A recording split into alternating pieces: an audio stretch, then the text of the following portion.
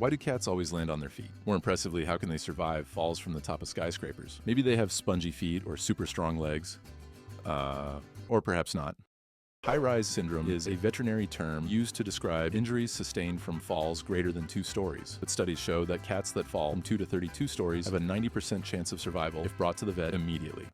How? The 2 main contributors to the speed at which we fall are how much we weigh and how much air resistance we have. If our weight is greater than the air resistance, we speed up, and if air resistance is greater, we slow down. Whilst our weight stays the same during a fall, how much air resistance we encounter changes throughout as it depends on the speed with which we are falling. This makes it a self-limiting process. As we speed up due to our weight, air resistance increases until the 2 forces are level and we continue falling at the same speed without getting faster. We call this terminal velocity. We use parachutes as this increases the surface area in the direction of movement, thus also increasing our air resistance, meaning we reach terminal velocity sooner. A person with a parachute has a terminal velocity of around 15 miles per hour, allowing them to land safely. And a person without has a terminal velocity of around 120 miles per hour, meaning, well, yeah.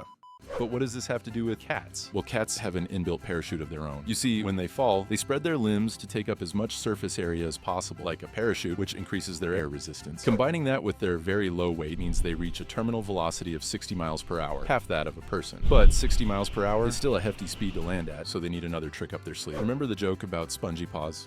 Well, yeah.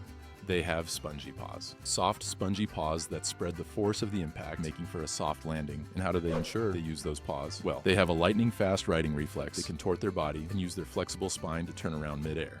In fact, rather counterintuitively, cats falling a distance of 1 or 2 stories actually have a higher chance of injury than from taller buildings, as they don't have time to correctly rotate before they hit the ground. Lucky that was there to break his fall. But don't go throwing your beloved household pet off of high-rise buildings. Remember, they are not invincible. They just have remarkable chances compared with what you'd expect. And as for the study, don't worry about the 10% that didn't make it. They still have another 8 lives to play with. 7.